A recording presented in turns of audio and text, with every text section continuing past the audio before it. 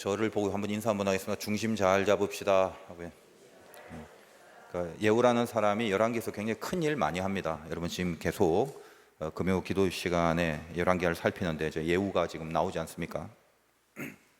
한마디로 이제 하나님의 심판의 도구가 돼서 그렇게 이제 쓰임을 받는데, 그 예후의 모든 행적들을 살펴보면 그 예후 자신이 자기 스스로 해낸 것이 아니라 그 이전부터 하나님이 예언하신 말씀이 있잖아요. 그래서 그 하나님의 뜻이 이루어지는 그 과정 가운데 예후는 도구가 됐을 뿐입니다.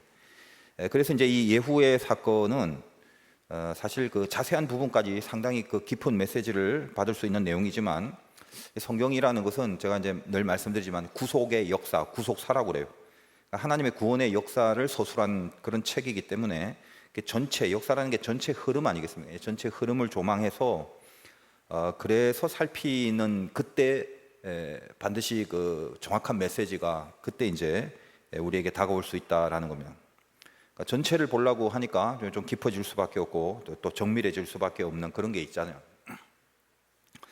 제가 이제 바둑이라는 건 잘 모르지만 조그만 아기일 때 일반적으로 이제 바둑이라고 하면 나중에 얼마나 이게 큰 땅을 차지하느냐, 이게 제일 중요한 건데, 실은 대부분 이제 어릴 때 어디 목숨을 겁니까? 그 자기 돌로 가둬갖고 이제 상대편 돌을 따먹는 거, 그걸 뭐 아다리라고 하나 전문용어로 뭐 단수라고 하죠. 잘 모르겠는데 어쨌든 하면서 그런 기억이 나요. 뭐 아다리 뭐 이러면서 바둑 둔 것 같아요. 근데 어쨌든 그게 초점이 뭐냐면, 저걸 아무튼 내 돌로 가둬갖고 저 한 개 든 돌 하나라도 내가 이제 내 걸로 따먹겠다. 저 요거죠. 그걸 목표로 이제 바둑을 두지 않습니까? 그 모르는 애들 말이에요, 보통 어린 애들. 근데 이제 실은 그런 지역적인 그런 부분이 중요한 게 아니라 전체 자기 땅을 확보하는 거, 대마, 큰 땅을 마지막에 확보하게 되는 거, 이게 핵심이잖아요. 성경도 그래서 어떤 지역적으로 보는 것도 그 차원에서의 은혜도 분명히 있겠지만, 이 전체를 보는 만약에 안목을 놓쳐버리면 차칫하다간 엉뚱한 메시지로 귀결될 수 있다는 거예요. 그러니까 조심해야 돼요.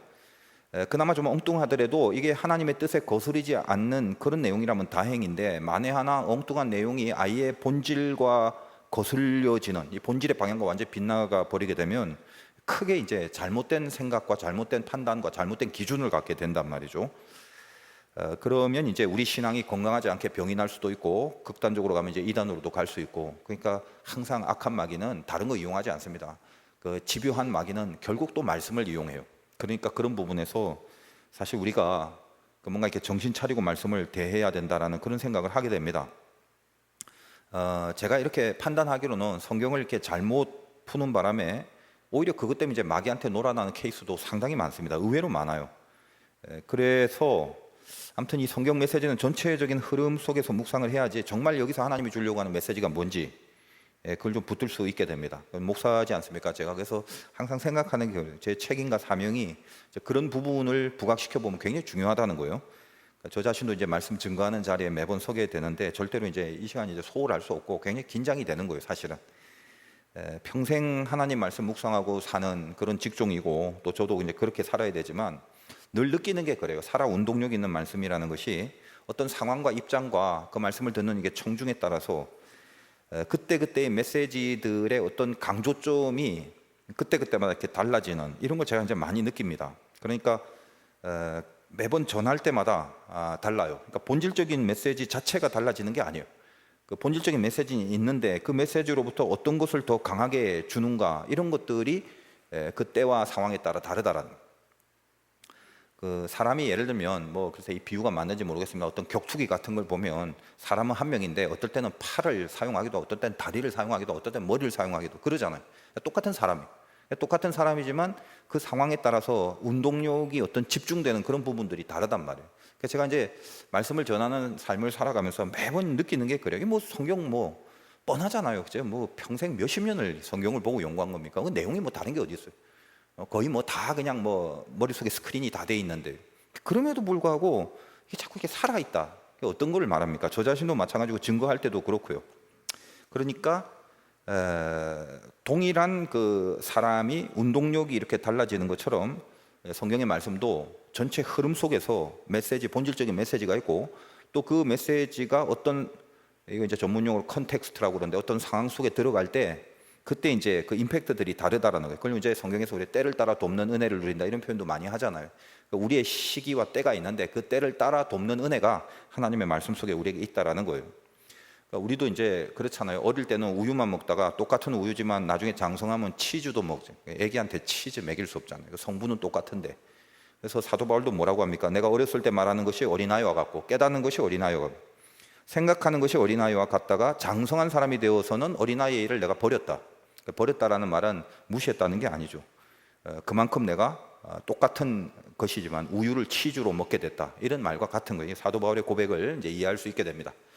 제가 이제 이런 말씀 드린 이유는 오늘 예후 사건도 그런 차원에서 딱 이 부분만 잘라서 부분적으로 다루어도 뭐 은혜가 되는 건 있습니다. 엉뚱하게만 빠지지 않으면. 근데 이제 좀 더 정확한 메시지 흐름에 입각해서 한번 말씀을 전하자라는 생각을 이제 가지게 됐어요. 이제 이 부분만 봐서 이 부분만 딱 잘라서 얘기하면 좀 쉽고 간단할 것 같은데. 어쨌든 뭐 간단히 말하면 이제 오늘 본문만 갖고는 뭔가 이제 예후가 대차고 막 확실하게 하나님의 일을 해나가는 그런 모습이 쭉 전개되어 있습니다. 여러분이 봉독할 때 자세히 읽었는지 모르겠지만, 그러면 이제 예후의 어떤 좋은 모습만 골라서 봐라 이제 예후가 하나님 앞에 사유 쓰임 받는 사람이니까 이런 좋은 점도 있고 이런 좋은 점도 있다 이렇게 하고 우리도 이렇게 삽시다 이렇게 끝내버리면 되는 거예요 사실은. 근데 물론 이제 강단이 있고 열정적이고 뭐 확실하고 또 믿음으로 어떤 어려운 일을 행해 나가는 그런 거를 본받을 점도 있지만, 여러분 그 인간이라는 게, 그리고 특별히 우리 신앙 인생이라는 게 예수님 빼고는요 뭔가 이렇게 한 캐릭터가 처음부터 끝까지 딱 떨어지는 케이스는 실제로 존재하지 않아요. 그러니까 예를 들면 어떤 사람이 의인이냐 악인이냐 그거 어떻게 여러분 정의할 수 있습니다. 물론 이제 성경적인 관점에서 교리적으로 의인이라는 건 주님의 보혈로 말미암아 칭의를 받은 그 사람을 우리는 의인으로 알고 있죠. 그러니까 그런 교리적인 관점 말고 일반적으로, 자 어떤 사람이 신앙적으로 의롭다 뭐 그러면 그 사람이 전 인생에 걸쳐서 모든 게 다 의롭냐 그런 거예요. 또 뭐 어떤 사람이 악하다 그러면 그 사람이 모든 게 전 인생을 거쳐서 모든 게 다 악하냐 그런 거죠. 그걸 누가 판단할 수 있습니까? 예전에 제가 이제 한번 좀 말씀드린 적이 있는데, 어느 날 그 목욕탕에 갔는데 혼자라서 독채로 이제 뭐 어이구 나밖에 없네 독탕 즐기고 있는데 어떤 사람이 들어오는 거예요. 멀리서 보니까 무슨 옷을 입고 들어오는 것 같아. 가만 보니까 온몸에 문신을 다 그려놓은 사람이에요. 폼이 좀 어수선한데 온탕 같다 막 냉탕 같다 그러면서 막 풍덩풍덩 잠수하고 속으로 불쾌하더라고. 호젓하게 좀 목욕을 즐기려고 했는데 틀렸다 싶은 거예요. 근데 이제 제가 들어가 있는 이제 온탕에도 막 들어와서 막 물속으로 막 푹 잠수하더니 또 막 푹 하면서 올라오는데 등어리에 보니까 막 용이 바다에서 막 올라오는 그런 모습을 보면서, 그래서 빨리 씻고 그냥 나가야겠다 이런 생각을 하는데, 그 구덩이에 앉아서 그냥 이제 저는 때를 이제 밀거든요. 때를 밀고 있는데 탕에서 이제 혼자 잘 놀더니 또 샤워 부스로 가서 막 비누칠하고 씻고 그러더라고요. 근데 제가 그때 왜 그런 생각을 했는지 몰라요. 불쾌해서 그런지 모르겠지만, 아이고 인생을 왜 저렇게 살까? 몸이 뭐 도화지도 아니고 무슨 뭐 그 용을 그냥 막 바다에서 해룡이죠 해룡이 막 그렇게 저렇게 살게 여러모로 저걸 보는 사람이 민폐가 되지 않을까? 그리고 그냥 목욕탕에 갔으면 조용히 목욕하지 왜 이렇게 풍덩풍덩거리고 저러나 짜증이 나는. 근데 그때 제가 왜 그런 생각을 했는지 모르겠어요. 저런 사람은 등 밀어달라고 해도 등도 안 밀어줄 사람이죠. 제가 그 생각을 하자마자 갑자기 그 샤워를 하고 있던 그 해룡이가 나한테 오더니 아저씨 저 등 밀어드릴까요? 그러는 거예요.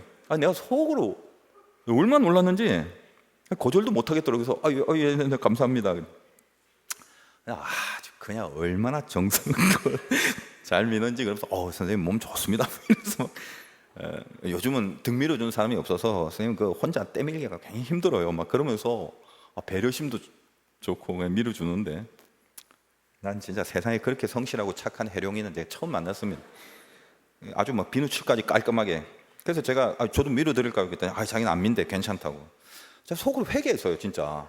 그러니까 이렇게 착한 해룡이를 내가 너무 편협하게 생각한 거죠. 그러나 또 그 사람이 때 한 번 밀어줬다고 해서 그 전 인생이 뭐 그렇게 착했겠습니까? 그걸 누가 알겠어요? 그러니까 사람이라는 게 모른단 말이에요. 그게 성경에 등장하는 많은 사람들이 보면요, 우리도 마찬가지. 어떤 한편으로는 일관성이 있게 자기 믿음을 끝까지 고수하고 살아간 사람이 있을까 하면 사실 거의 없어요. 거의. 굴곡이 많았단 말이에요. 여러분 대표적으로 삼손 생각해 보세요. 사사 중에 가장 화려하겠습니다. 가장 화려하고 제일 힘세고 제일 능력 많고, 그래서 블레셋을 심판하는 도구로 하나님이 삼손을 사용하죠. 그러니까 그 점만 딱 보면 얼마나 선해요. 의롭죠. 근데 우리가 알다시피 삼손의 전체 인생 속에 죄 많이 짓잖아요. 그럼에도 인생을 겉으로 봤을 땐 거의 쓰임받는 도구로 여전히 사역을 합니다.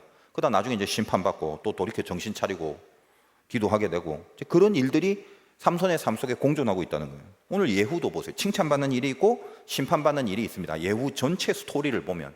그러니까 제가 이제 말씀드리는 게 그 편협적인 것만 보면 그것도 은혜가 되겠지만, 하나님이 진짜 주려고 하는 그 깊은 심정의 메시지는 전체를 봐야 되고, 그게 이제 그걸 우리가 붙잡아야 피가 되고 살이 되고 기도의 줄이 되는 거예요. 정확하게. 그러니까 우리도 보면 뭐 하나님 앞에 한두 번 칭찬받은 일도 있다고 해서 총체적으로 인생을 의롭다라고 할 수는 없고, 교리적인 의가 아니라 이제 일반적으로. 그럼 또 한두 번 죄 졌다 해서 뭐 그 인생이 총체적으로 악인이라 평가될 수 있겠습니까? 우리가 우리 차원에서 보는 안목과 수준, 그거 갖고는요 절대로 어떤 전 인생에 대한 총체적 평가는 할 수 없어요. 그럼 어떻게 하나? 평가는 있죠. 심판이 그래서 하나님의 목이라는 거예요. 그래서 인생의 전체 채점자는 결국은 하나님 한 분뿐이거든요. 그래서 이제 사실은 오늘 그 예후가 어떤 일을 합니까? 아합의 아들 70명을 죽이는 사건을 통해서 사실 이 전체 과정 가운데 이 정치적인 그 지략, 이 예후가 갖고 있는 이 묘수들, 이것들만 해도 사실은 메시지로 뽑을 게 굉장히 많아요. 그래서 처음에는 그 점에 자꾸 집중을 하다가 그게 재밌긴 한데, 근데 이게 사람이 그 정치하는 사람한테나 필요한 메시지지. 여러분 여기도 항상 모든 정치 속에는 두 가지 기둥이 있습니다. 명분하고 실리예요. 명분과 실리. 이 정치가 무슨 국회 정치, 나라 정치가 아니라 인간을 다루는 모든 처세와 세상의 공동체 속에서 인간이 모여 사는 그 공동체 속에서는 항상 두 기둥이 있습니다. 그게 이제 항상 명분, 실리 두 개예요. 그러니까 예를 들면 그 에후가 쿠데타를 일으킨 다음에 세력을 확보해야 되는데 철저히 이 두 가지를 균형 있게 감안하고 있더라고요. 이거 굉장히 배울 만한 거예요. 이거는 신앙적인 면모보다는 세상살이를 할 때 필요한 거다 이 말이에요. 이제 정치인들이 이런 부분 본받으면 대성할 것 같은데, 예를 들면 오늘 1절 이렇게 시작하잖아요. 아합의 아들 70명이 사마리아에 있다. 예후가 편지를 써 사마리아에 보내서 이스라엘 귀족 곧 장로들과 아합의 여러 아들을 교육하는 자들에게 전하니, 그러니까 이런 표현을 합니다. 그러니까 이제 이게 뭐냐면 아합의 아들이 70명이나 되는데 뭐 첩들도 많았으니까 아합도 지 아들 이름 다 모를 거야 아마. 근데 어쨌든 왕자들이니까 사마리아라는 데 모여갖고 뭐 왕자 수업을 받고 있었죠. 그 밑에 이제 내용이 안 읽어봤지만 정리하면 이런 겁니다. 예후가 그들한테 편지를 보내요. 그 왕자 교육을 시키는 그 무리들에게. 그러니까 이런 말합니다. 네 아합의 아들 70명 중에 어질고 정직한 자를 택해서 왕을 삼고, 그리고 너희들한테는 지금 병거나 말과 견고한 성이 있고 무기가 있다. 그렇지 않냐? 그러니까 니들이 어질고 정직한 왕을 하나 세워갖고 세력을 형성해서 나하고 한판 붙자. 이 편지를 쓰는 거예요 지금. 읽어보면 나와요 뒤에. 여기 참 기가 막힌 정치력이 나오죠. 여러분 그 아합의 아들이 누구 보고 배우냐? 아버지 보고 배웠는데 뭐 배운 게 오죽하겠습니까? 예후는 아합 밑에서 굉장히 가까운 측근이었잖아요. 그러니까 아합의 아들들 다 알잖아요. 오죽하겠어요. 이미 다 아는 거죠. 그들 중에 어질고 정직한 그런 왕들이, 그런 인물이 없다는 거 잘 안단 말이에요. 그러니까 예를 들면 야 너희 중에 내가 지금 이제 그 쿠데타를 일으켜서 정권을 새로 잡으려고 그러는데, 근데 네 아합의 아들들 니들이 가리키고 있는 그들 중에 힘세고 실력 좋은 정치 잘하는 그런 장수 같은 아들이 있으면 왕을 세우고 한판 붙자. 그렇게 말 안 하죠. 얼핏 한번 생각해 보세요. 내가 지금 세력을 가졌는데 야, 네 중에 힘센 놈 하나 잡아. 그리고 한판 붙자. 누가 세나 한번 해보자. 이렇게 안 나간단 말이에요. 왜 그래요? 지금 쿠데타, 예후가 쿠데타를 일으키는 명분이 뭐냐면 지금 우리 뭘 다루고 있냐? 북이스라엘, 남유다, 이스라엘을 지금 다루고 있어요. 이스라엘 어떤 백성입니까? 아합과 이세벨 때 막 우상 섬기긴 했지만 이 나라는 하나님의 나라란 말이에요. 그 뼛속 깊이 하나님 때문에 만들어진 나라잖아요. 이 나라는. 그러니까 지금 예후가 쿠데타를 일으키면서 뭐라고 하냐면 명분이 이거예요. 하나님이 말씀하신 그 하나님의 예언을 이루는 작업을 하고 있다는 거예요. 이게 명분이에요. 얼마나 명분이 좋아요. 그러니까 아합을 가르치고 있는 그 사마리아 사람들한테 가서 어질고 정직한 왕이 있다면 왕으로 삼아라. 이 말이 뭐죠? 너희들 봐. 하나님 백성 아니야? 그럼 니들이 하나님 앞에 합당할 만한 왕 하나 있냐? 있으면 내가 뭐라 하겠냐? 그 말이에요. 어질고 힘세고 강력한이 아니라 어질고 정직한 하나님 안에서 괜찮은 믿음의 왕이 있냐? 없단 말이에요. 없다는 걸 알죠. 그러니까 하나님의 뜻을 이룰 왕이 있다면 세워라. 그럼 내가 명분이 된다. 니네들이. 그런다? 없지. 얼마나 이게 실리적입니까? 그러니까 예후가 지금 예후가 갖고 있는 병력은 전체 병력이 아니죠. 뭐 여러분 기억도 안 할 수도 못할 수 있겠지만 사실 길르앗 라못에서 지금 전투 중이었잖아요. 여기 국경 수비대들이 따로 있고 여기서 군사들을 빼앗갖고 여로암 죽이고 아시아 죽이고 이런 식으로 나왔잖아요. 지금. 그러니까 거기 전 병력이 아직 아니단 말이에요. 그렇게 따지고 보면 전 참 이렇게까지 분석할 필요도 없는데 한번 생각을 해보라면 이 사마리아 지금 본부로 저기 보니까 여기 뭐 다 있네. 무기, 병거, 말, 성읍까지 다 있는데 전체 병력도 아닌데 그런 것들이 다 구비된 성읍으로 쳐들어가서 혹시 싸움에 이기더라도 그 예후가 갖고 있는 자기 병력의 사상자가 왜 없겠어요? 근데 이거 보세요. 손에 피 한 방울 안 묻히고 편지부터 보내잖아. 굉장히 배울 만한 거죠. 이건 뭡니까? 명분 있고. 왜? 내가 뭐 니네들 죽이려고 하냐? 하나님의 예언을 이루려고 한다. 그러니까 니들도 하나님 뜻에 합한 왕이 있으면 한번 세워봐. 근데 없잖아. 그러니까 이거 지금 하나님의 일을 하고 있다는 거예요. 이 명분 플러스 실리, 손에 피 한 방울 안 묻히고 자기네들 한 명도 사상 내지 않고 퍼펙트예요. 퍼펙트. 그러니까 사마리아에서 어떤 반응이 나옵니까? 그래? 좋아, 그럼 한판 붙어보자. 이런 식으로 안 나오죠. 뭐라고 합니까? 4절에 그들이 심히 두려워 이르되 두 왕이 그를 당하지 못하였거든 우리가 어찌 당하리요? 무슨 말이죠? 예후가 일어나서 요람왕 죽이고 남유다 아시아 다 죽였잖아요. 그 두 왕도 감당이 다 죽여버렸는데 우리가 뭐라고 싸우겠냐 이거죠. 그러면서 이제 어떤 얘기를 하면 이 말이 사실은 실제로 어떤 힘의 크기를 비교해보고 우리가 약하다라고 하는 것보다 이 작업 자체가 지금 하나님의 다스림 안에 있는 그런 지금 흐름이다. 하나님이 이렇게 지금 끌어가고 있다. 이걸 지금 선명하게 보여주는 사건이라고 해석을 할 수가 있는 거죠. 그러니까 이제 5절 다시 보면 그 왕궁을 책임지는 자와 그 성읍을 책임지는 자와 장로와 왕자를 교육하는 자들이 예후에게 말을 전하여 이르되 우리는 당신의 종이라. 당신이 말하는 모든 것을 우리가 행하고 어떤 사람이든지 왕으로 세우지 않겠다. 당신 보기에 좋은 대로 행하라. 한마디로 뭡니까? 원한 대로 하세요. 우리는 항복 그거예요. 예후가 이제 또 편지를 해요. 이 점도 참 치밀하죠. 이거 뭐 저는 이런 게 느껴져. 이게 예를 들면 항복 좋아, 항복했네. 야 우리 안에 들어가자. 그래갖고 들어갔다가 아직 살아있는 그 아합의 아들들과 혹시 세력들이 뭐 마음이 확 바뀌어갖고 혹시 또 뭐 강력한 무기 들고 반항하면 또 힘들잖아. 그러니까 다시 또 편지를 씁니다. 손에 피 한 방울 안 묻히고 말하기를 니들이 항복하려면 어차피 이거 하나님 예언이니까 다 이루어질 거 아니야. 그러니까 아합의 아들들의 목을 쳐서 내일 가져오래요. 시간도 안 줘요. 내일 갖고 오래요.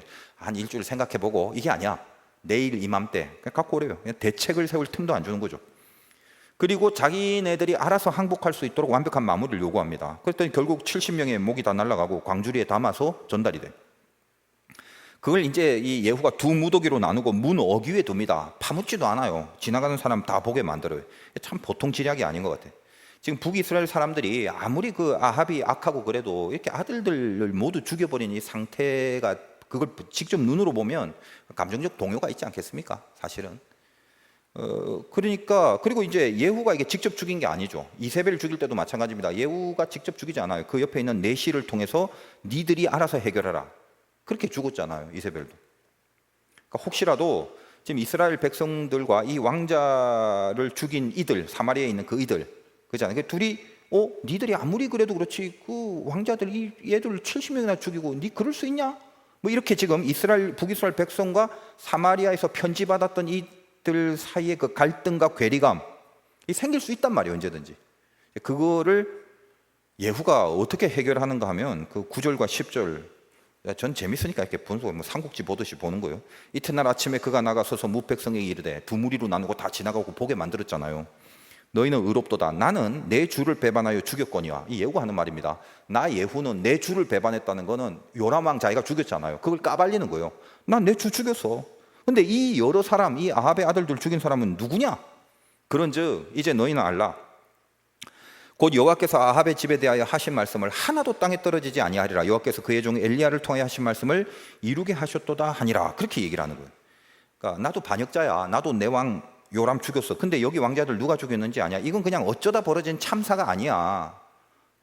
이거 그 사마리아 관료들이 무슨 이렇게 정권을 지들이 잡으려고 이 왕자들을 다 죽이고 무슨 배신을 해서 왕자를 그걸 죽이는 이런 게 아니야 지금. 니들 봐라 지금. 이렇게 처참하지만 이 모든 것은 엘리야를 통하여 하신 말씀이 이루어진 거다.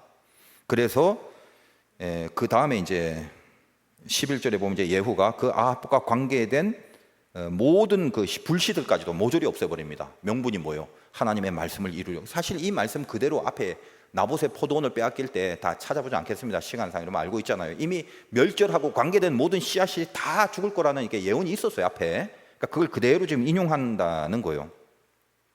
그러니까 명분이라는 게 굉장히 분명하잖아요. 그러니까 하나님의 명분을 계속 주면서 저희들끼리, 그러니까 아합은, 예후는 가만히 있고, 그냥 지들끼리 갈등과 싸움이 다 그 무마되게 그렇게 실리도 다 살리면서 결국은 통합을 하고 제압을 해버리는 그런 장면이 있습니다.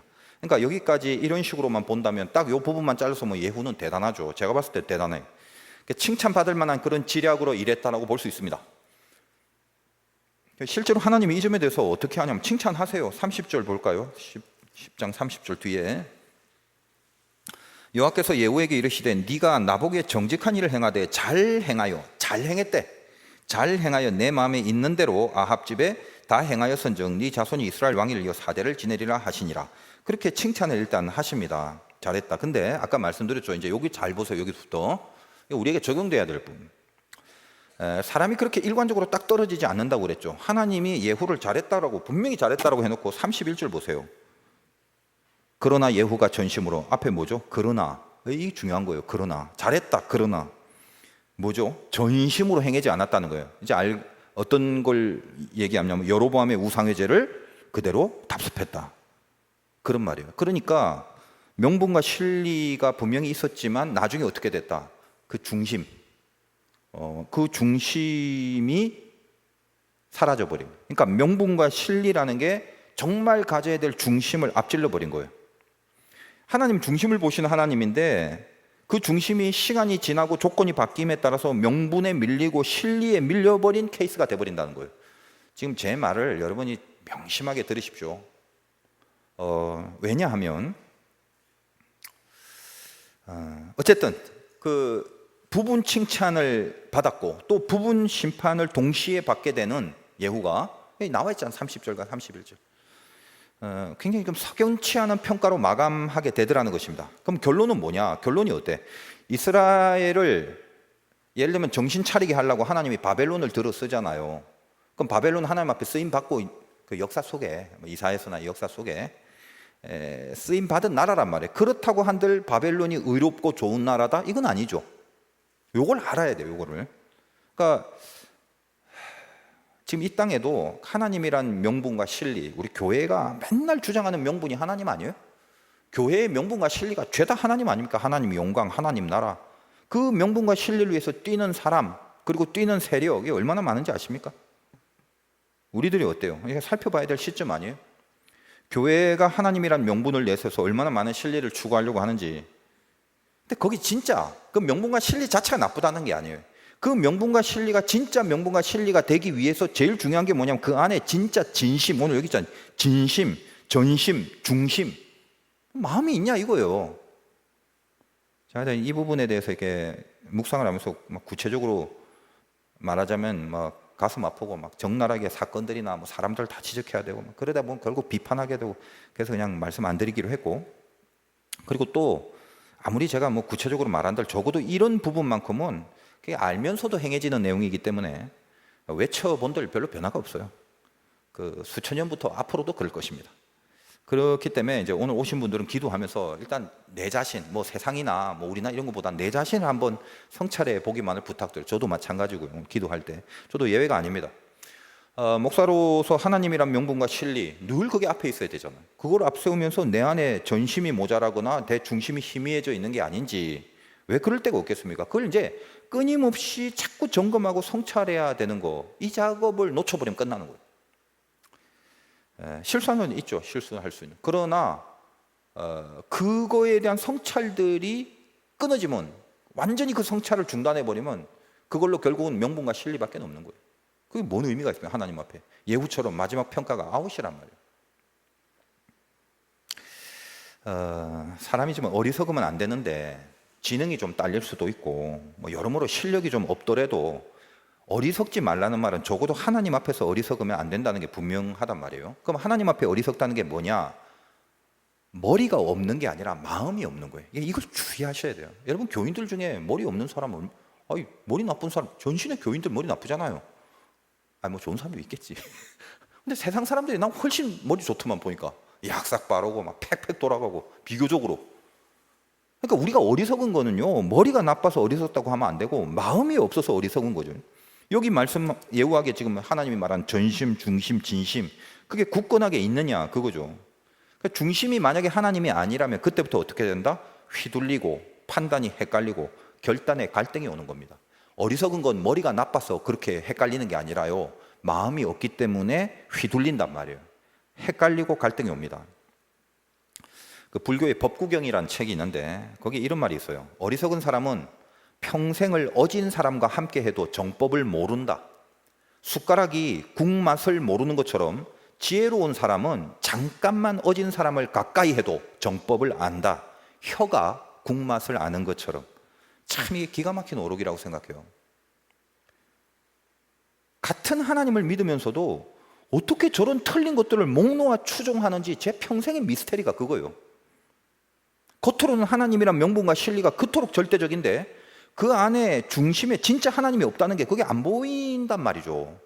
왜 못 보는지 모르겠는데 그게 제 미스테리예요. 그게 우리 믿음 생활하면서도 내 실력이 어리석은 것과 내 신앙이 어리석은 것, 이거를 구별을 못하고 살아가는 것 같아. 여러분, 하나님은 우리 실력이 어리석은 것 같고 한 번도 탓한 적 없어요. 우리끼리도 마찬가지. 좀 목회하지만 얼마나 부족하고 실력 없는 그런 점들이 많겠습니까? 저뿐만 아니라 모든 교육자들이 다 마찬가지죠. 저도 화두교회 담임하면서 제가 담임으로서 내 기준으로 실력이 어리석게 보이는 그런 경우가 저뿐만 아니라 제가 봤을 때 그게 왜 없겠습니까? 만약에 여기가 세상의 기업이나 세상의 회사라면요, 저를 비롯해서 교육자, 직분자 전부 다 그만둬야 맞겠죠. 우리들의 실력만 보면. 저도 이제 교육자들과 같이 동역하면서 우리가 이제 스스로 실력이 없다는 걸 잘 알고 있기 때문에 일반 세상의 회사처럼의 어떤 경영하는 마인드, 이걸로 통솔하진 않습니다. 그걸 우리 교육자들은 저를 잘 아는데, 그래서 이제 우리 교육자들이 다 알지만 사람이 자기 실력으로 어리석은 거, 그거는 어쩔 수 없잖아요. 자기 실력이 어리석은 건 괜찮단 말이에요. 할 수 없는 거지 그거는. 근데 몇 개의 원칙이 있습니다. 근데 그거 만약에 어기게 되면 스스로 책임을 져야 할 거를 제가 부임한 이후에 지금까지 주지시킨 내용이 있어요. 그건 하나님 앞에서 그건 어리석은 거지 실력이 어리석은 게 아니에요. 그러니까 하나님 앞에서 어리석은 것들이 있기 때문에 이건 책임을 져야 된다라고 제가 선포를 했기 때문에, 아무튼 저를 비롯해서 우리 교회 교육자들은 아무튼 두어 가지 부분에서는 절대 긴장을 계속하고 있는 게 있습니다. 하여간 예후는 결론적으로 어때요? 전체적으로 보면 성경이 평가하는 예후, 잘못된 것이란 최후 진단으로 마감하고 있지 않습니까? 그러니까 하나님 평가는 늘 최종 평가고 최후 승리입니다. 그러니까 이게 중요한 부분이잖아요. 가다가 중간에서는 악할 수도 있고 선할 수도 있고 왔다 갔다 할 수 있는데 결국 마지막 채점에서 합격을 해야 되잖아요. 근데 예후가 뭐다? 그렇지 않은 게 많다는. 그러면 우리가 예후를 좀 생각하기 전에 좀 한번 넓게 생각해 봅시다. 하나님 자녀들의 인생이라는 거, 하나님 자녀의 운명이라는 게 우리 너무 잘 알다시피 우리는 어때요? 하나님 자녀가 되는 순간 하나님의 인도하심을 받습니다. 이거 잘 알고 있잖아요. 우리가 믿음을 갖고 있다는 것은 하나님의 관리 안에 들어가고 있습니다. 참 축복이죠. 가지가 좀 변변치 않아도 이렇게 나무에 꽉 붙어 있으면 그 나무의 주인 되는 농부 되신 하나님이 이 변변치 않은 가지지만 자기 나무로 관리를 해주자. 비료도 주고 물도 뿌려주고. 그래서 어떻게 됩니까? 결국은 시절을 쫓아 그 가지 끝에 그 나무에 합당한 열매를 연글게 만드시는 거, 그거죠. 그래서 요 말을 좀 이론적으로 전개를 시키면, 여러분, 하나님 백성의 인생이라는 게 어때요? 하나님의 의지가 있고 그 다음에 나의 의지가 있는데 하나님의 의지와 인간의 의지가 결합해서 뭔가 이루어지는 그 운명. 그래서 그걸 이제 인도하심이라고 그러고 또 그걸 섭리라고도 그런단 말이에요. 다 알고 있어 우리가. 근데 늘 실제의 우리 현실의 삶에서 늘 갈등이 되고 헷갈리는 게 뭐냐 하면 이런 거예요. 자, 하나님이 이끄신데 믿어드리겠어. 오케이, 좋아. 이끄시니까 좋은 대로 이끄시겠죠. 자, 그러면 나 뭐 하나? 어디까지가 하나님의 개입과 하나님의 의지고 어디까지가 인간의 의지인가? 늘 그것이 고민이 된단 말이에요. 그런 거 고민 하나도 안 되는데 이런 사람이라면 행복한 사람이니까 말할 건 없어. 근데 이걸 이제 성경적으로 우리 한번 생각해 보면 잠언서 16장 9절에 사람이 마음으로 자기 길을 계획할지라도 그 걸음을 인도하시는 여호와시니라. 자, 이거 걸음을 인도하는 거면 끝난 거잖아요. 그러니까 하나님이 걸음을 인도한다면 결국 하나님이 모든 결론을 하나님의 의지로 다 해주시는데, 그럼 사람이 마음으로 도대체 뭘 계획하라는 겁니까? 아니할 말로 이 말씀 그대로라면 내가 뭘 계획하는데 그게 대수예요. 결국은 하나님이 인도하는 게 결론인데 그러니까 우리가 늘 이제 그런 이중적인 그런 역학의 고민 속에서 그냥 우리가 살고 있는 거거든요. 이게 하나님의 뜻인지 아닌지, 혹은 이게 내 뜻인지 아닌지. 우리 마음은 하나님 뜻대로 뭐 하고 싶은 마음이 있다 할지라도 그 하나님의 뜻, 그게 뭔지 모를 수도 있고, 또 아니 다 모르겠다, 나는 내 의지대로 살래 한다고 해도 내 의지대로 산다면 또 그렇다고 그게 내 의지의 결론으로 가는 게 아니라고 성경이 말하고 있으니까, 그렇다면 내가 열심히 의지를 발휘하는 게 또 무슨 효용성이 있겠나 싶기도 하고. 근데 뭐 중요한 건 뭐 이러니 저러니 그래도 늘 그것보다 더 체감되는 건 나에게 다가오는 자극이죠. 그런 그 논리적인 게 아니라 현실이고 고난이고 없는 거고 아픈 거고 모자람이고 그런 거잖아요. 그러니까 뭐 누구 의지든 말든 그냥 뭐 잘 모르겠고 아유 힘들어 죽겠다 그냥 이런 생각만 가득하고 그런 거거든요. 근데 뭐 그렇게 아유 모르겠다 힘들어 죽겠다가 그럼 우리가 뭐 하려고 믿어요? 세상 사람들과 똑같은 푸념이면. 그러니까 한 번쯤은 지금 우리 인생이 풀어가는 이 어떤 그 원리들을 좀 명쾌하게 정리를 해볼 필요가 있단 말이에요. 정리를 해놓고 힘들어 하든지 그래야 적용이 될 거 아닙니까? 그러니까 힘든 건 일단 둘째 치고 뭘 일단 분명히 알고 시작하자는 거예요. 그걸 가져야 뭐 고민에 적용을 해보죠.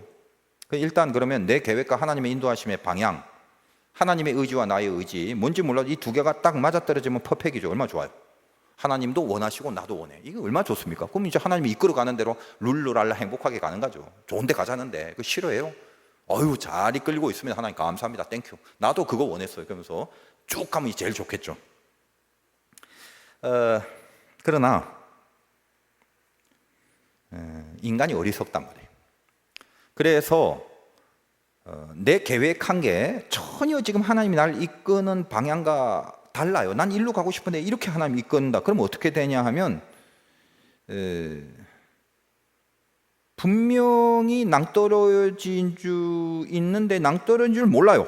그쪽으로 달리다가 결국 이제 떨어져 죽을 수도 있는 거란 말이에요. 우리의 불만이 뭐냐? 그 불만뿐만 아니라 우리의 불안함, 그 불만과 불안함 이런 게 뭐냐? 내가 혹시 이렇게 가다가 잘못 가다가 하나님이 인도한다는 말은 내 들어서 알고 있는데 혹시 이렇게 하면 망하는 거 아니야? 그거거든요. 우리가 그런 생각을 할 때 여러분들 인생에 많은 선택들이 있어요. 요걸 선택할까 저걸 선택할까 일로 갈까 절로 갈까 이런 식으로. 그럴 때 뭐가 불안해요? 내가 요게 하나님의 참된 뜻인데 요걸 덜썩 물었다가 끝에서 망하는 거 아니야? 이걸 생각한단 말이에요. 그러니까 여기서부터 헷갈려. 여기서부터 갈등이죠. 뭘 선택해야 맞는 거지 옳은 거지? 이런 생각을 한단 말이에요. 그때 명분은 늘 하나님의 뜻이에요. 근데 속을 파보면 하나님의 뜻이 아니라는 걸 저는 잘 알고 있습니다. 어쨌든 간에 그 불안함이 있단 말이에요. 근데 그럴 때 바로 이 말씀을 주시는 거예요. 참 안심이 되죠. 너 아무리 잘못 계획을 해도 결국은 낭떠러지로 안 가고 하나님이 끌어당겨서 당신의 뜻대로 인도한다는 약속이다. 그 약속 너한테 줄게. 이런 축복이 사실 어디 있습니까? 이게 우리를 향한 말씀이잖아요. 그것만 보면 얼마나 좋아요. 내가 이상한 데 선택해도 하나님이 결국은 끌어간대요. 그러니까 내가 볼 때 좋든 내가 볼 때 싫든 내가 혼자 내 의지로 가면 낭떠러지로 가는 것이 거의 10중 8구인데 네가 거기를 선택했다 할지라도 나는 너를 끌고 가겠다. 이것이 마음의 계획은 네가 해서 발걸음을 이끄신 분이 하나님이란 뜻이잖아요. 우리에게 준 약속이란 말이에요. 저는 이것만 볼 때도 인생에 안심이 되고 불안할 게 하나도 없는 것 같은데. 근데 뭐가 문제냐? 두 가지가 문제가 나옵니다. 첫째는 그 하나님이 인도하시는 그 방향이 내 마음에 안 든다는 거잖아요. 그러니까 난 여기로 가고 싶은데 자꾸 다른 데로 이끌어 가는 것 같이 보여. 그러니까 내가 그게 마음에 안 들어. 싫은 거예요. 우리가 얼마나 이게 어리석은 게 뭐냐 하면요. 자기가 싫으면 이걸 망하는 거라고 생각을 해요. 여러분이 어떤 싫은 사건을 당하고 싫은 뭔가와 만나게 되면 이것 때문에 내가 망했다고 생각한단 말이에요. 내가 싫은 걸 내 인생이 망했다라고 생각하는 어리석음 속에 살아간단 말이에요. 우리가. 또 두 번째는 뭐냐? 첫 번째는 마음에 안 드는 거고 내 마음에 안 들어 하나님 끌어가는 게. 그다음 두 번째는 하나님의 인도하심이 과연 뭔지 이게 헷갈려. 그러니까 믿음이 좀 있어갖고 나는 그래도 하나님의 인도하심을 따르겠다라는 생각은 있는데 근데 이게 어디가 그리고 뭐가 하나님의 뜻인지 헷갈린 경우가 있다는 거예요.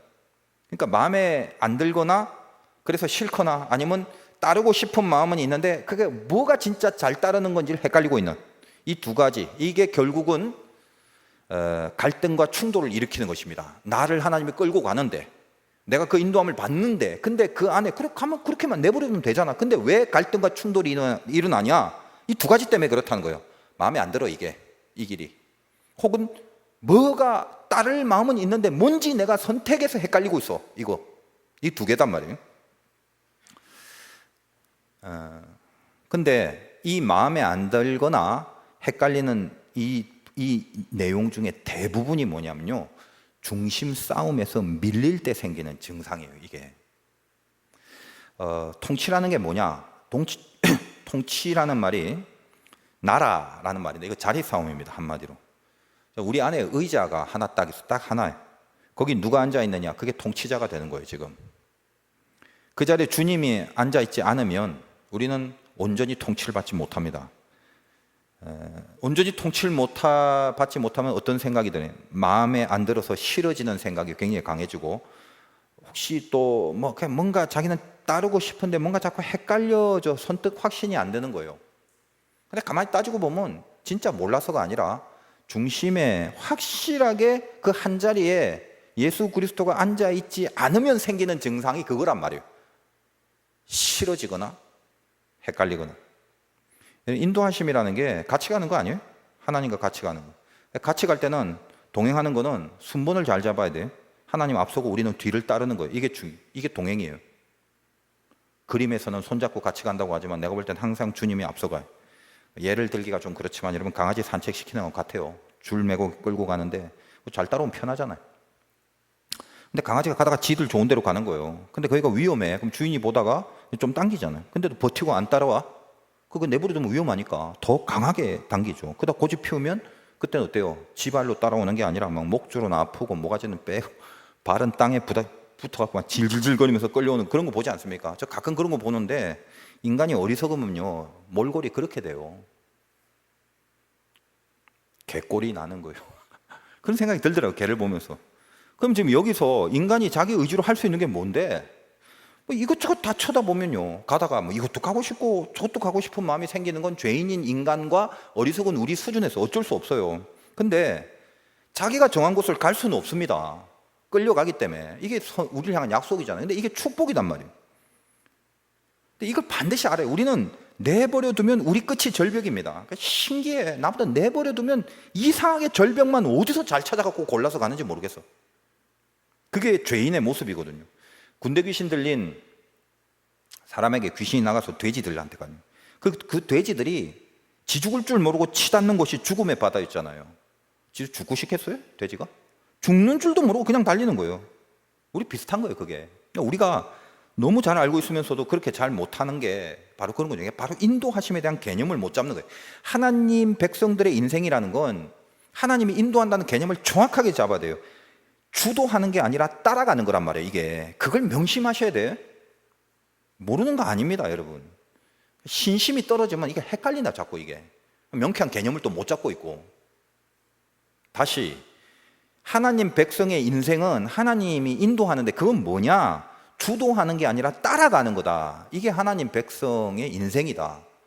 이게 항복을 해야 돼요. 이거 항복하기까지 시간 많이 걸려요, 사실은.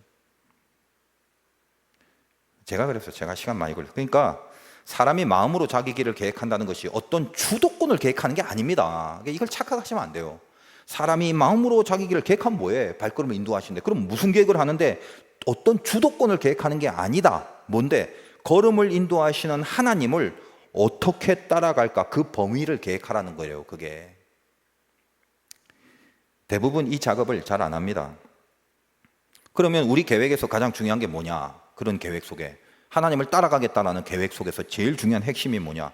마음에 하나님이 있냐 이거요. 명분과 실리로 끝나지 말고. 다 기독교인데 전부 명분과 실리에 붙잡혀 살잖아. 오늘 예후에게 지적이 뭡니까? 진심이 있냐 이거다. 네 명분과 실력 그 박수 쳐준다. 그러면 오케이, 잘하고 있다. 그다음 너는 아웃이야. 최종 평가는 낙제야. 왜? 진심. 정확하게 나오죠. 중심이 없어. 마음이 없어. 그러니까 마음에 하나님은 진심으로 앉아있지 않는데 명분과 실리만 하나님이라고 해놓고 주도는 자기가 다 해버린. 그리고 나서 지가 뜻대로 안 되면 그때는 자기 중심에 하나님을 제대로 앉혀놓지 않은 것을 성찰하지 못하고요. 그거는 잘못했다고 안 하고 괴롭다느니 뭐 기도했는데 왜 안 되나느니 왜 일어나느니 한마디 확 해주고 싶은데 그럼 상처받을까 봐 내가 못하고 있는데 네 한 짓을 봐라, 내 그 말을 하고 싶어. 전혀 생각을 안 해요. 하나님 마음에 안 모셨던 생각은 안 한단 말이에요. 그러니까 오늘 이 말씀 가운데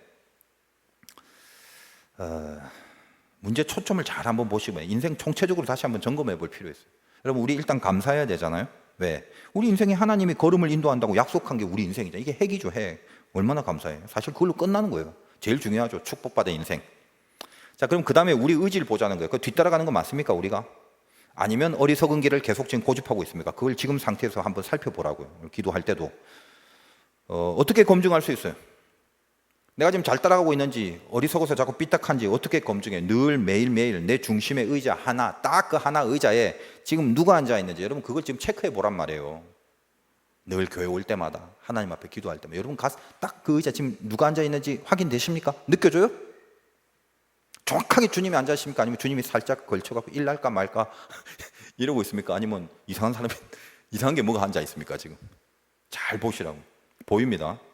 그럼 일단 이제 그게 다 된 거죠. 근데 우리가 죄인이다 보니까 어리석어서 어떤 짓을 하고 있냐 하면 이제 마음에 안 든다는 거, 그게 문제예요. 하나님이 끌어가는 방식이 아무래도 내 마음에 안 든다. 이거 싫어.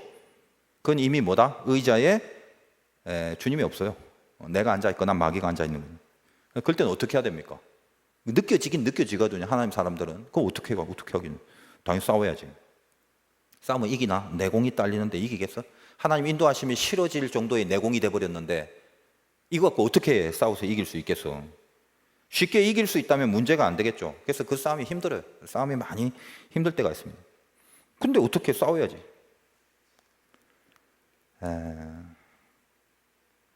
하나님 진짜 이것만큼은 내가 차라리 그냥 빗나가 버리고 통치 안 맞는 게 낫겠어요. 그런 마음이 들 정도로 그렇게 싫은 것도 당연히 있습니다. 내 의자에 주님이 안 앉아 있으면요. 뭘 하셔도 나는 그건 안 돼. 그건 할 수 없어요. 그렇게 할 수 있단 말이에요. 그러나 그러시면 안 되죠. 할 수 없어요. 자리 싸움은 한 자리입니다. 딱 한 자리. 누가 앉냐? 그거밖에 없어요. 자기 거기에 주님 앉지 않으면 그냥 망하는 것뿐입니다. 그러니까 어떻게 해야 되나? 뭐 어째 필사적으로 써요. 필사적으로. 거기 항복하고 내가 동의하고 그래서 자기를 쳐서 복종시키는 그런 기도를 하고, 그게 겟세마네 기도 그거 아닙니까? 그런 과정에서 중요한 게 있습니다. 내가 지금 믿음의 실력은 안 되니까 아무리 애를 써도 하나님의 인도하심에 동의할 수 없단 말이에요. 이게 불쾌하고 싫고 그 길이 싫고 분명히 싫어요. 갑자기 좋아질 수는 없어요. 우리가 딸리니까. 근데 적어도 한 가지가 있어요. 그건 품고 싸워야 돼. 하나님이 인도하시는 그 길은 언제나 옳다라는 거. 그거는 내가 끝까지 믿고 인정합니다. 그거는 붙들고 싸우라는 거예요. 힘이 딸린다고 하나님이 틀렸어, 내가 옳아 이렇게 주장해 버리지 말고, 나는 내가 틀린 건 아는데 그냥 알고는 있지만 내가 너무 싫어요 하나님, 그렇게 솔직히 고백하란 말이에요. 제가 왜 이런 얘기를 하냐면 이거 다 주님한테 배운 거단 말이지. 이거 영적으로 굉장히 중요한 거거든요. 겟세마네 기도 영성 그겁니다. 하나님, 참 마음에 안 들어. 예수님이 마음에 안 들어요. 뭔가 더 좋은 방법이 있습니다. 저도 그래도 당신 아들인데 나도 나름 묘수가 있으니까 한번 알아서 할 테니까 너무 그렇게 저한테 강요하지 마시고 그냥 나한테 한번 넘기세요. 제 방법도 꽤 옳습니다. 이렇게 안 하시잖아요, 주님이. 무슨 말을 하시는지 지금 아시죠? 뭐요? 그 십자가 쓴 잔, 내가 피하고 싶은 마음, 우리도 마찬가지잖아요. 그 마음을 그대로 말하잖아요. 하나님 이거 좀 피하게, 난 싫어. 그러나 결국은 뭐예요? 알긴 알죠. 하나님의 뜻이 옳다는 걸. 하나님의 뜻이 옳다는 사실만큼 뺏기지 않잖아요. 실력이 어리석어도 신앙은 어리석지 말아야죠. 이게 인도함을 받는 가운데 마음에 안 드는 경우 우리를 지킬 수 있는 영성입니다. 인도함이 싫은 거, 하나님이 나를 이끌어가는 그 방향이 싫은 건 나의 실력이지만 그럼에도 하나님은 늘 옳다라는 걸 아는 거니까 신앙이단 말이지. 그러니까 실력에서 질 수는 있어요. 그러나 이거는 꼭 붙잡고 싸우란 말이에요. 지금 당장 못 이겨도 좋아. 그러나 하나님이 옳다는 걸 알고 그걸 주장하고 있으라고요. 정리하면 여러분 인도하신 가운데 있다는 걸 알지만 지금 과정이 마음에 안 들어. 어떻게 해야 돼? 필사적으로 싸우세요.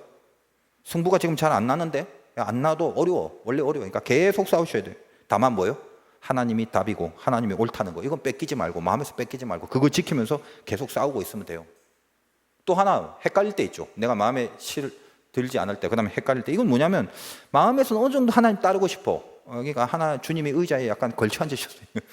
곧 일어날지도 몰라. 그러니까 마음은 하나님을 따르고 싶은데 근데 뭐가 길인지 헷갈려요. 근데 실은 이제 그 부분도 엄밀하게 말하자면 중심에 하나님이 이제 살짝 걸쳐 앉기 때문에 제대로 앉아 계시면 안 헷갈릴 건데, 이제 그럴 때는요, 여러분 어느 것이라도 괜찮습니다. 좀 어설퍼도 중심에 하나님이 계신 것만 확인된다면 그 다음에 나의 선택은 헷갈려도 상관없어요. 구약에는 우림과 둠빔이라고 있습니다. 우림은 빛이란 뜻이고 이 둠빔이란 건 완전이란 뜻인데, 하여간 그게 무슨 돌인지 뭐 검은 돌, 하얀 돌이라고도 하고 뭐 보석이라고도 하고, 그건 뭐 성경 자체도 구체적으로 나오진 않아요. 근데 이거 뭐냐면 이거 일종의 선택의 기로에서 하나님 앞에 묻는 방법이거든요. 그런 게 있어요. 제사장 이 안에 우림과 둠빔이라고. 우리말로 쉽게 하면 사다리 타기예요. 사다리 타기. 우리 교육자들이 모여서 야, 점심 때 짜장면 먹을까 짬뽕 먹을까, 뭘 먹어도 상관없어. 그럼 사다리 타야지. 그건 이제 영적으로 우림과 둠빔이다 이렇게 이야기합니다. 이 헷갈리는 문제를 두고 짜장이냐 짬뽕이냐를 두고 결국은 사다리를 탄다는 말은 뭐가 걸려도 상관이 없는 거잖아. 출애굽기 28장 30절에 너는 우림과 둠빔을 판결 흉패 안에 넣어 아론으로 여호와 앞에 들어갈 때에 그 가슴 위에 있게 하라. 그 가슴 위에 있게 하라. 뭐를요? 우림과 둠빔을. 아론이 여호와 앞에서 이스라엘 자손의 판결을, 이스라엘 자손을 선택하고 판단하는 그거를 항상 그 가슴 위에 둘지니라. 우림과 둠빔에서 가슴으로 집중하고 있다는 거예요. 중요한 게 뭡니까? 홀짝이 중요한 게 아니라 가슴 위에 있냐, 지금 이걸 얘기하는 거예요. 그러니까 우림과 둠빔, 우림을 선택할래 둠빔을 선택할래가 중요한 게 아니라 가슴.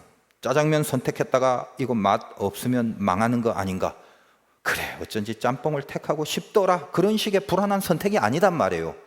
가슴 위에 하나님을 두고 있는 모든 선택은 하나님이 책임진단 말이에요. 그게 우림이든 둠빔이든 그건 하나님의 선택과 하나님의 책임 안에 있다는 거예요. 얼마나 귀한 약속입니까? 그러니까 여러분이 너무 헷갈리는 것 같고 고민하지 마십시오. 고민 좀 하지만 헷갈리는 문제를 고민하지 말고 중심을 고민하세요. 중심, 가슴 위에 두고 있는가, 그걸 빨리 발견해야죠. 대부분 그 고민보다는 헷갈리는 걸 고민하고 있거든. 그러면 우리 신자의 인생이라는 게 뭔지 개념을 좀 잡았다고 생각합니다. 마음의 계획을 세워라. 근데 주도하는 계획이 아니라 따라가려는 계획이란. 그리고 그 따라가려는 계획 하나만으로도 사실은 우린 충분하다는 거예요. 왜냐? 걸으면 하나님이 인도하신다. 근데 다만 그 인도되는 과정에서 뭔가 이렇게 우리가 현찮으니까 빗나가는 어리석음을 범할 때가 있다. 두 가지죠. 마음에 안 들거나 헷갈릴 때나. 근데 결론적으로 그것은 신앙의 어리석음인데, 그때는 어떻게 하다? 반드시 뭘 해야 돼? 중심 싸움 하면서 다시 가면 된다고 하는 거예요. 그러니까 어딘데? 뭔데? 그 싸움이 아니에요. 누구냐 이 싸움이에요. 내 안에 자리에. 이걸 하란 말이에요. 이거를 하나님이 앞서가시게 하는 거예요. 자, 그러면 이렇게 이제 늘 중심 싸움을 하면서 살아가고 있으면 되잖아요. 그럼 나는 과연 중심 싸움을 하면서 살아가는 게 맞는지 확인 한번 해볼 필요가 있지 않겠습니까? 중심 싸움을 안 하면 어떻게 돼요? 어리석게 끝까지 가다가 절벽으로 떨어지는 거예요. 중심 싸움만 하면 돼요. 구체적으로 어떻게 하는 게 중심 싸움을 하면서 가는 건가? 지금 내가 중심 싸움을 하고 있어야지 그 발걸음을 인도하는 하나님을 따라가는 게 맞는데, 그 따라가는 게 아니란 문제잖아요. 그 어떻게 해야지 결국은 내가 중심 싸움을 하면서 하나님의 인도하심을 살게 되는 건가? 알아야 될 건 아니겠습니까? 이제 예후 한번 보세요. 잘 따라가고 있었어요.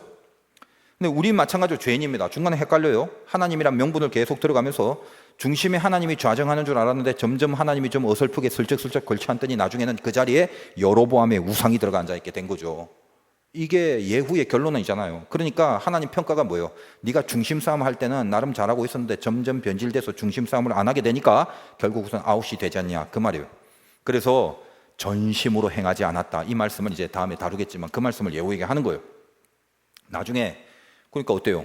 뭐 당연히 거기에 대해서 빗나간 결론이 있겠죠. 뭐 나중에 다루겠지만 나중에 이제 하사엘의 공격을 허용하게 돼요. 그래서 아람 왕 하사엘을 그 예후의 군대와 이스라엘에게 보내서 공격하게 합니다. 예후가 중심 싸움 안 한 거죠. 자, 그걸 뭘로 알아요?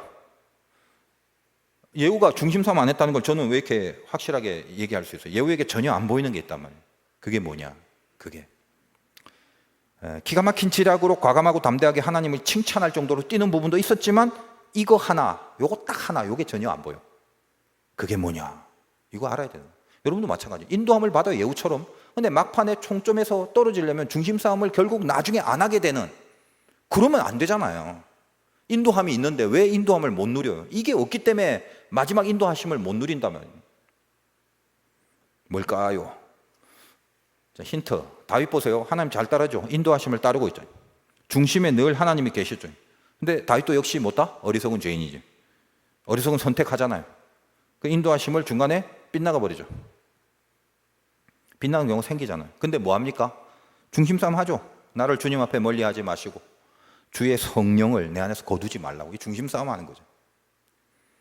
중심 싸움 하니까 다시 회복이 일어나고 인도하심을 받아 누리잖아요. 다윗이 한 게 뭐죠? 이 다윗이 한 것을 예후가 안 했죠. 그게 뭐예요?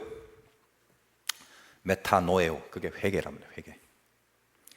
오늘 이제 말씀 주제가 회개로 8월 하기로 했는데, 우리가 잘못을 그냥 용서를 구하고 눈물 흘리지 않는 이런 차원이 아니라 훨씬 더 깊은, 우리가 회개 말씀에 한번 붙들려 보자는, 하나님이 중심의 주인이 아닌 것으로 살아온 것에 대하여 회개하는, 그게 표식이란 말이에요. 우리 살다가 어리석은 선택할 수 있잖아요. 인도하심을 받고는 있지만, 그리고 사람마다 생각이 다르고 뭐 동일한 일이지만 거기에 대해서 다 다르게 생각을 해요. 그런데 그럼 뭐가 맞는지 틀린지 우리끼리 모른단 말이에요. 근데 내가 만약에 회개를 하고 살아가는 사람이라면 그럼 걱정하지 마십시오. 저 사람과 내가 생각이 다르고 그리고 내가 시시때때로 생각이 좀 달라질 수 있어도 회개를 하고 있으면 인도하심으로 다시 복귀가 되는 거예요. 자, 이거 잘 생각하셔야 돼요. 회개는 신비합니다. 참 사람이 살아갈수록 그렇게 다릅디다. 참 다르죠. 근데 사람마다 생각이 다르고 성격이 다르고 신앙적인 깊이도 다르고 판단 기준도 다르고 나라가 다르고 문화가 달라도 이 인류 역사 속에 회개는 똑같아요. 그거 하나는. 어떤 의미에서? 성령이 시키는 일이. 그거는 혼이 하는 게 아니라 영이 하는 거예요. 영이, 성령이 하는 거기 때문에 똑같을 수밖에 없어요, 회개는. 제가 어릴 때 불주사 맞기 싫어갖고요. 알코올 램프에 달라갖고 막 어깨를 막 찌른, 나는 저건 사람이 맞을 주사가 아니다 싶어요. 초등학교 2학년 때 몰래 꾀를 피웠어요. 줄 서갖고 막 애들 막 맞고 울고 넘어지고, 난 저건 절대로 못 맞겠다 했고, 실적 줄 서는 척 하면서 울고 있는 어수선한 틈을 이용해서 어깨를 딱 잡고 확 돌아가고 울는 척 하면서 자리로 온 거예요. 그때 내 짝꿍이 나를 보더니 너 안 맞았지? 딱 지적을 하는데 갑자기 막 덜컹 하는 거죠. 막 분노가 치밀고. 응? 그 스데반 집사가 막 설교하는데 찔리니까 막 귀 맞고 돌 던지는 거죠. 그래서 제가 이 친구를 때렸어요. 그땐 저 교회 안 다닐 때, 어릴 때. 왜냐면 이 선생님한테 고자질하면 난 큰일 날 것 같고, 갑자기 막 분노가 치솟는 거지. 그러니까 때렸다고. 때니까 왜 울더라고요. 나도 옆에 같이 막 울고 그랬는데, 제가 왜 이 말을 하냐면요. 나중에 한참 지나고 제가 예수 믿고요. 그게 회개가 됩디다. 이게 사람이 할 수 있는 거예요, 이게? 그 내가 하는 거예요, 내가? 저는 그때 그런 걸 느꼈어요. 이거는 혼이 하는 게 아니구나. 벌레만도 못한 죄인이라는 걸 인정할 수 있는 심령이, 그게 사람이 할 수 있는 것 같아요. 회개는 성령이 임해야 가능한. 그러니까 자복하고 회개도 있죠. 자복이라는 건 엑소몰로게라고 언어가, 이거는 그 죄를 인정하고 죄를 동의하고 잘못했다고 고백을 하는 거고, 그건 뭐냐면 양심으로도 어느 정도 가능한 게 자복이에요. 잘못했어. 심했어. 이거. 근데 회개는 메타노이아. 메타노이아라는 말은 메타고는 이게 다 빼고 이게 방향을 완전히 이렇게 바꾸는 거예요. 왜? 이건 영이 하는 거예요. 영이 하는 거. 사람이 종류가 아무리 달라도요, 아무리 성격이 달라도 모든 회개는 동일합니다. 뭔가 생각은 틀리게 다르게 할 수 있어요. 판단은 틀리게 다르게 할 수 있어요. 그러나 틀린 회개라는 건 없습니다. 이걸 알아야 돼요. 여러분이 어떤 경우라도 하나님 내가 잘못했습니다 하는 그 일에, 이거는 틀린 게 없어요. 성령이 시키는 일이에요. 하나님 내가 주님 앞에 잘못했습니다. 하나님 앞에 죄인입니다. 이제 돌이킵니다. 그건 예외가 없어요. 이 세상 모든 종자가 달라도 성령이 시키는 회개는 틀린 회개 없고 잘못된 회개 없고, 언제나 회개는 옳은 거예요. 여러분 인생에서 계속적으로 나에게 그 회개하는 영이 있다면 그 걱정 안 해도 돼요. 여러분 어리석을 때가 많습니다. 그러나 어리석어도 뭔가 잘못된 선택을 한 것 같은 두려움이 들 때가 있어도 결국은 하나님이 인도하시고 섭리를 누리게 됩니다. 내 회개가 있는지 없는지 그걸 살펴보세요. 이 회개라는 게 어리석은 것에서 다시 하나님이 끌어주고 있다는 것에 대한 간증이며 검증이며 증거며 도구며 방법이며 조건이 되는 거예요. 이게 이래서 중요한 거예요. 근데 한번 보세요. 명분과 신뢰 가득 차고 길길이 뛰는 사람 중에 회개가 없다? 겉으로 볼 땐 쓰임받는 것 같죠? 아웃이라는 예후예요. 예후. 이게 예후의 통체적인 메시지를 통해서 우리에게 주신 하나님의 교훈입니다. 여러분보다 저 같은 사람이 더 조심해요. 왜? 명분과 신뢰가 더 큰 사람이. 그러니까 얼마나 막 목사님과 막 입에서 하나님만 나올 것 같고 막 모든 게 막 완벽하고 퍼펙하고. 그러니까 저는 더 계속 얘기해요. 하나님이 이걸 원하고 하나님의 영광이 그런데 회개가 하나도 안 되네. 저는 아웃입니다. 그러니까 훨씬 아웃되기가 쉬운 직종이에요.